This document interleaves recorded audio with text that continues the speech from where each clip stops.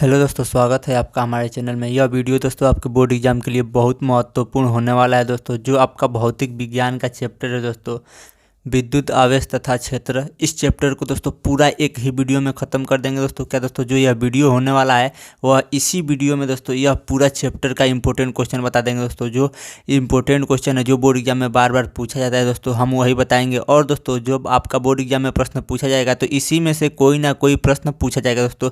इस चैप्टर से एक भी प्रश्न इस वीडियो से बाहर का नहीं आएगा, क्योंकि दोस्तों हम सभी महत्वपूर्ण क्वेश्चन बता देंगे दोस्तों। एक भी क्वेश्चन छोड़ेंगे नहीं। जो बोर्ड एग्जाम के लिए महत्वपूर्ण है दोस्तों, केवल उसी को बताएंगे, क्योंकि दोस्तों बोर्ड एग्जाम के लिए समय बहुत कम बचा है, इसलिए सभी महत्वपूर्ण टॉपिक बता देंगे। क्या दोस्तों, जो आपका चैप्टर है विद्युत आवेश तथा क्षेत्र, इस चैप्टर का दोस्तों सभी महत्वपूर्ण क्वेश्चन बता देंगे। हम यह भी बताएंगे दोस्तों कि बोर्ड एग्जाम में प्रश्न कैसे पूछेगा और उसका उत्तर कैसे लिखेंगे दोस्तों। एक भी प्रश्न छोड़ेंगे नहीं दोस्तों। तो देखिए, सबसे पहले दोस्तों बिना समय बर्बाद किए हम वीडियो को स्टार्ट कर रहे हैं। और दोस्तों अगर आप बोर्ड एग्जाम देने वाले हैं तो ही इस वीडियो को देखिए, अन्यथा इस वीडियो को देखने से कोई फ़ायदा नहीं है। आप हमारा वीडियो मत देखिए। लेकिन दोस्तों अगर आप बोर्ड एग्जाम में अच्छा नंबर लाना चाहते हैं तो इस वीडियो को ध्यान से देखिएगा दोस्तों। और हम क्लास 12 बोर्ड एग्ज़ाम की तैयारियां बिल्कुल फ्री में कराते हैं दोस्तों। तो हमारे साथ जुड़कर क्लास 12 बोर्ड एग्ज़ाम की तैयारी बिल्कुल फ्री में कर सकते हैं दोस्तों। तो देखिए, सबसे पहले प्रश्न आपसे कैसे पूछेगा।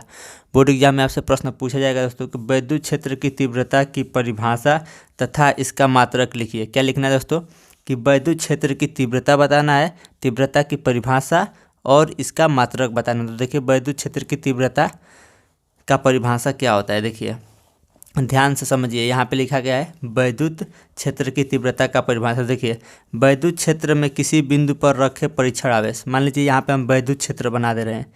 यह बिंदु है और इसके चारों ओर क्या है, यह एक विद्युत क्षेत्र हो गया। और इसमें क्या रख देंगे, कहीं भी परीक्षण आवेश Q नॉट रख देंगे। इसको क्या कहेंगे, परीक्षण आवेश। तो देखिए यहाँ पे लिखा गया है कि विद्युत क्षेत्र में किसी बिंदु पर रखे परीक्षण आवेश, या विद्युत क्षेत्र में किसी बिंदु पर, मान लीजिए इस बिंदु पर कहीं रख देंगे, तो हम यहाँ पे एक परीक्षण आवेश रख दिए हैं।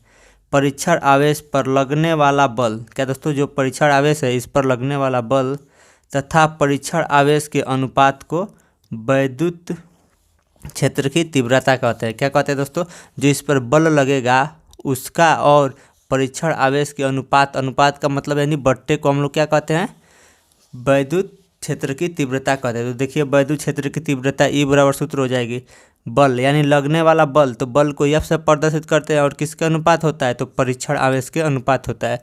तो परीक्षण आवेश क्या होता है, Q नॉट हो गया। तो यह हो गया दोस्तों विद्युत क्षेत्र की तीव्रता का परिभाषा। अब इसका मात्रक देखिए, इसका मात्रक न्यूटन प्रति कूलाम होता है। क्या दोस्तों, जो विद्युत क्षेत्र की तीव्रता है इसका मात्रक क्या होता है, न्यूटन प्रति कूलाम होता है। अब देखिए दोस्तों अगला प्रश्न भी आपके बोर्ड एग्जाम के लिए बहुत महत्वपूर्ण होने वाला है। देखिए बोर्ड एग्जाम में प्रश्न कैसे पूछेगा। बोर्ड एग्जाम में प्रश्न पूछेगा दोस्तों, एक समान विद्युत क्षेत्र सदिश E वेक्टर, इसको क्या पढ़ेंगे, E वेक्टर बराबर 2i कैप, ऊपर जो रहता है उसको कैप पढ़ते हैं, 2i cap plus 3j cap minus 4k cap volt meter में एक पृष्ठ के क्षेत्रफल A वेक्टर बराबर 8j कैप मीटर स्क्वायर से गुजरने वाले विद्युत फ्लक्स की गणना कीजिए। तो देखिए इसका गणना कैसे करते हैं। देखिए सबसे पहले यह कितना बार पूछा है यह देख लीजिए। देखिए यह बोर्ड एग्जाम में 2014 में, 2019, 2022 और 2023 में पूछा गया है। अब देखिए दोस्तों E बराबर क्या दिया है, जो दिया रहता है हम उसको सबसे पहले लिखते हैं। तो E बराबर क्या दिया है दोस्तों, 2i कैप, तो यहाँ पे लिखा है 2i कैप, प्लस है तो प्लस, 3j कैप तो 3j कैप, माइनस है तो माइनस, 4k कैप है तो 4k कैप। यह E बराबर दिया है। और A बराबर क्या दिया है, देखिए यहाँ पे A बराबर दिया है 8j कैप, तो 8j कैप लिखा गया। और क्या पूछ रहा है दोस्तों, तो फाई पूछ रहा है यानी विद्युत फ्लक्स। तो विद्युत फ्लक्स को किससे प्रदर्शित करते हैं, फाई बराबर, इसको क्या कहेंगे, फाई। तो फाई बराबर हमसे पूछ रहा है। तो देखिए फाई बराबर सूत्र क्या हो जाएगा, फाई बराबर होता है E A, फाई बराबर सूत्र क्या होता है, E A। तो यहाँ पे लिखेंगे फाई E की जगह पर यह लिख देंगे 2i कैप, तो देखिए 2i cap plus 3j cap minus 4k cap, यह E की जगह पर लिखा गया। फिर A के मान कितना है, 8j कैप, तो इसके बीच में डाट है, इसका मतलब गुणा है, तो यहाँ पे लिख देंगे गुणे 8j कैप। अब देखिए इसका गुणा कैसे करते हैं, जिसका जैसे साथ रहता है उसी के साथ, जैसे यह जे है ना तो इसमें जो जे वाला है उसी के साथ गुणा करेंगे, बाकी सबको छोड़ देंगे। तो देखिए यहाँ पे जे कहाँ पे, यहाँ पे है जे, तो जे का इसमें गुणा करेंगे, इसको और इसको निगलेक्ट कर देंगे, ख़त्म कर देंगे। तो देखिए 3 का 8 में गुणा करेंगे तो 8 3 24 और जे है तो जे का, तो 5 बराबर क्या हो जाएगा 24 वोल्ट मीटर। तो यह हो गया दोस्तों इसका आंसर। अब हम देखिए दोस्तों, हम आपको अगला प्रश्न बता रहे हैं। देखिए अगला प्रश्न भी आपके बोर्ड एग्जाम के लिए बहुत महत्वपूर्ण होने वाला है। और दोस्तों यह प्रश्न आपके बोर्ड एग्जाम में 5 नंबर में पूछा जाएगा। क्या दोस्तों, यह 5 नंबर वाला प्रश्न है, तो इसको ध्यान से देखिएगा, क्योंकि यह आपके बोर्ड एग्जाम में 5 नंबर में पूछा जाता है। और देखिए कितना बार पूछा गया है आपके बोर्ड एग्जाम में। तो देखिए प्रश्न है दोस्तों, स्थिर वैद्युत में गॉस की प्रमेय क्या है, या इसी प्रश्न को घुमा फिरा के दूसरे तरीके से पूछा गया कि वैद्युत स्थितिकी में गॉस की प्रमेय लिखिए तथा उसको सिद्ध कीजिए। क्या करना है, गॉस के प्रमेय लिखना है और उसको सिद्ध करना है। तो देखिए इस प्रश्न को आपके बोर्ड एग्जाम में कितना बार पूछा गया है, 2014, 2015, 2016, 2017, 2018, 2019, 2020, 2022, 2023 और 2024 में पूछा गया है।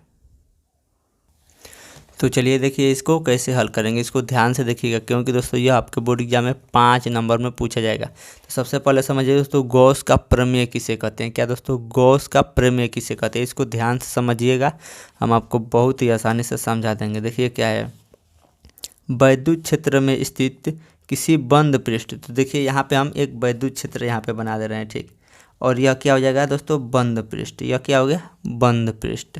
देखिए वैद्युत क्षेत्र में स्थित किसी बंद पृष्ठ का वैद्युत फ्लक्स, यह क्या है दोस्तों, यह बंद पृष्ठ है, इसका वैद्युत फ्लक्स कुल आवेश, मान लीजिए इसमें कुछ आवेश रहेंगे, Q1 हो गया, Q2 हो गया, Q3 हो गया, यह सब इसमें आवेश है। तो कुल आवेश को किससे प्रदर्शित करते हैं, सिग्मा क्यू, यानी सिग्मा क्यू बराबर हो जाएगा इसमें जितना आवेश है सबका योग, तो Q1 plus Q2 plus Q3। तो सिग्मा क्यू का मतलब कुल आवेश हो जाएगा, यानी जो यह पृष्ठ है उसमें जितना आवेश है उसका 1/ε0 गुना होता है। यानी जब सिग्मा क्यू में किसका गुणा कर देंगे, 1/ε0 में गुणा करेंगे तो क्या निकल जाएगा, वैद्युत फ्लक्स निकल जाएगा।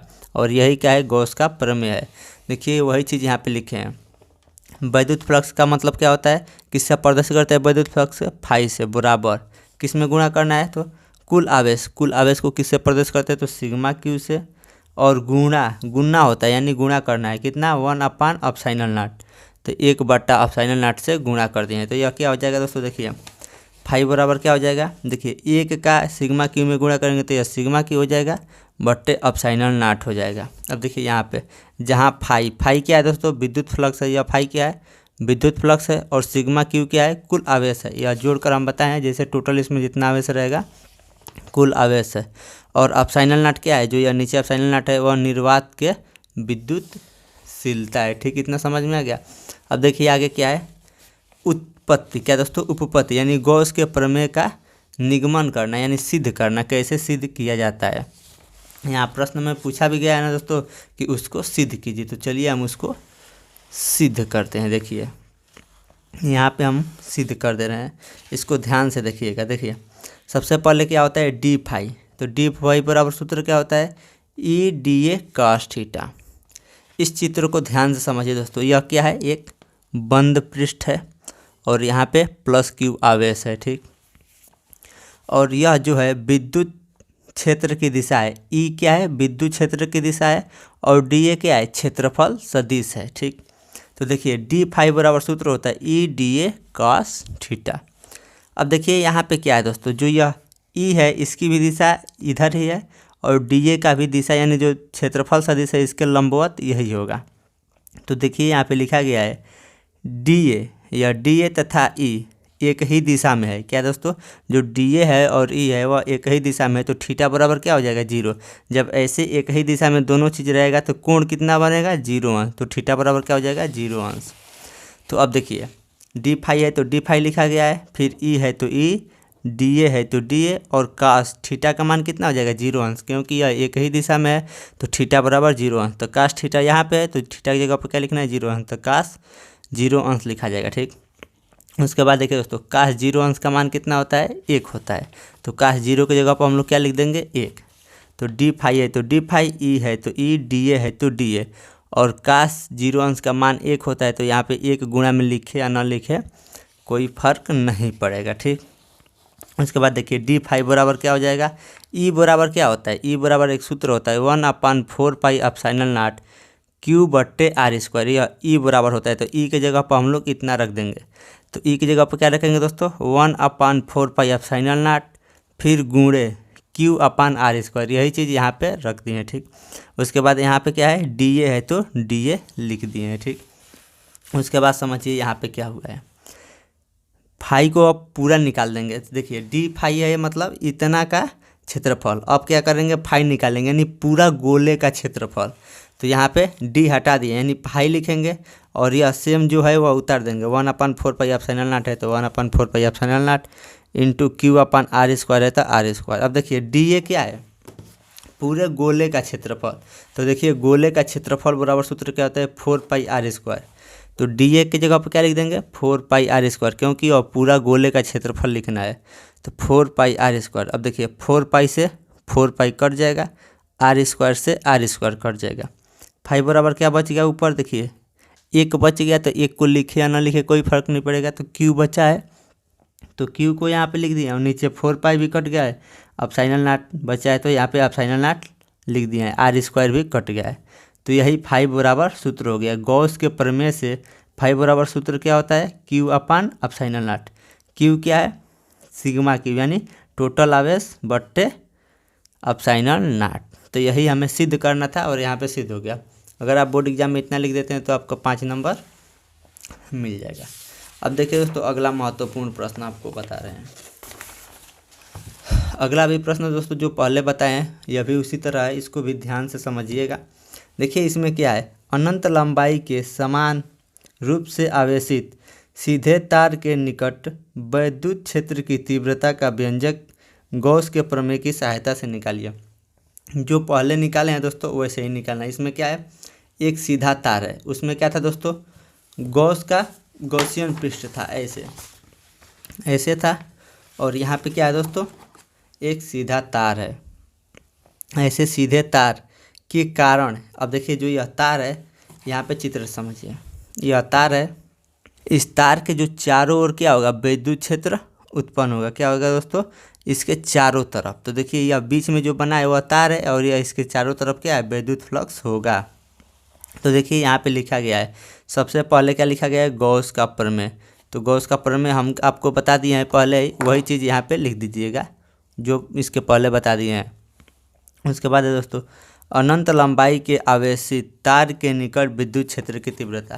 क्या दोस्तों, यह अनंत लंबाई के तार है और इसके निकट हमें क्या ज्ञात करना है, विद्युत क्षेत्र की तीव्रता ज्ञात करना है। तो देखिए यहाँ पे लिखे हैं, माना एक तार के परावैद्युतांक माध्यम में रखा गया है। जो यह तार है वो कहाँ रखा गया है, के परावैद्युतांक माध्यम में रखा गया है, जिसकी एकांक लंबाई पर क्यू आवेश है। जो यह तार बीच में रखा गया है उसकी आवेश क्या है, क्यू है, तथा तार की लंबाई यल है। पूरी तार की लंबाई क्या है, यल है। अब देखिए वैद्युत फ्लक्स की परिभाषा से, तो वैद्युत फ्लक्स की परिभाषा फाइव बराबर क्या होता है, E D A cos theta. तो यहाँ पे लिखेंगे दोस्तों, देखिए E D A cos theta. तो यहाँ पे भी देखिए ई और डी ए की दिशा एक ही है। देखिए यहाँ पे लिखा है ई तथा डी ए एक ही दिशा में है, इसलिए थीटा बराबर 0 अंश। तो देखिए यहाँ पे फाई है तो फाई, बराबर है तो बराबर, ई है तो ई, डी ए है तो डी ए। काश थीटा, थीटा की जगह पर 0 अंश लिखना है तो यहाँ पे काश 0 अंश लिख देंगे। जैसे पहले हल किए हैं उसी प्रकार ये भी हल करेंगे। तो यहाँ पे क्या हो जाएगा, काश 0 अंश का मान कितना होता है, 1। तो यहाँ पे फाई बराबर ई डी ए लिख देंगे, 1 को नहीं लिखेंगे। अब देखिए यहाँ पे क्या हो जाएगा दोस्तों, फाई बराबर ई। अब देखिए जो यह डी ए है, डी ए क्या है, वृत्त के क्षेत्रफल।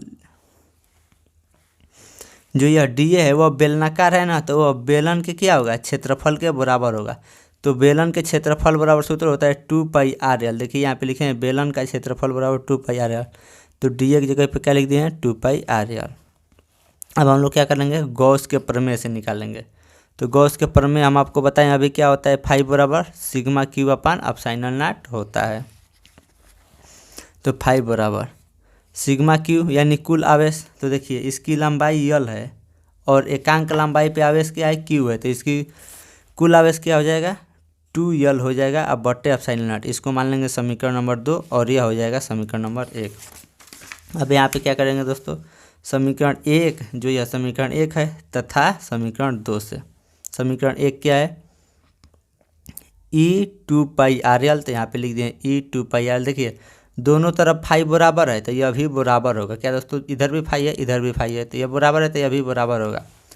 तो यहाँ पे लिख दिए E2πRL, तो E2πRL बराबर 2L बट्टे एप्सिलॉन नॉट, 2L बट्टे एप्सिलॉन नॉट, यही चीज़ सेम लिखे हैं। अब देखिए यहाँ पे है ना सिग्मा क्यू बराबर 2L, तो इसीलिए यहाँ पे 2L आया है। अब देखिए E बराबर क्या हो जाएगा, इसको क्या करेंगे, बराबर के इधर भेज देंगे, बराबर के इधर गुणा में है तो इधर क्या आ जाएगा 1/2πRL। देखिए 1/, यही 2πRL को बराबर के इधर भेजेंगे तो बट्टे में आ जाएगा। उसके बाद यह क्या है दोस्तों, QL है तो QL बट्टे एप्सिलॉन नॉट, तो यल से यल कट जाएगा। ठीक, अब क्या बच जाएगा, E बराबर 1/4π, देखिए 2π है ना, सॉरी 2π है यहाँ पे 1/2π एप्सिलॉन नॉट, आर को छोड़ दिए हैं, आर को यहाँ पे लिख दिए हैं गुणे, ऊपर क्या बचा Q और यहाँ पे क्या बचा था आर, तो यहाँ पे लिख दिए हैं आर। अब देखिए अगर परावैद्युतांक के है तो क्या हो जाएगा, E बराबर 4π epsilon naught K into Q बट्टे आर, तो यही सिद्ध हो गया। हमें यही क्या करना था, सिद्ध करना था। अब देखिए दोस्तों हम अगला प्रश्न बता रहे हैं। अगला प्रश्न भी आपके बोर्ड एग्जाम के लिए बहुत महत्वपूर्ण होने वाला है, इसको भी ध्यान से समझिएगा। देखिए प्रश्न है दोस्तों, जो पहले बताए हैं उसी प्रकार का यह भी प्रश्न है। इस प्रश्न को दोस्तों आप ध्यान से देख लीजिए, यह प्रश्न है और इसको हल कर दिए हैं, इसको आप अपने आप समझिएगा। अगर आपको नहीं समझ में आएगा तो आप कमेंट में बताइएगा, हम इसको समझा देंगे। देखिए आपको पूरा दिखा दे रहे हैं A to Z कैसे हल हुआ है, आप ध्यान से इसको समझिएगा अच्छे से। नहीं समझ में आएगा तो कमेंट में बताइएगा, हम आपको समझा देंगे। ठीक, यहाँ तक हो गया। इस क्वेश्चन का हम हल भी दे दिए हैं आपको, आप अपने हिसाब से समझ लीजिएगा, यही इसका आंसर लास्ट में आएगा। अगर आपको यह नहीं समझ में आएगा तो आप हमें क्या करिएगा, कमेंट में बता दीजिएगा, हम इसको भी आपको समझा देंगे।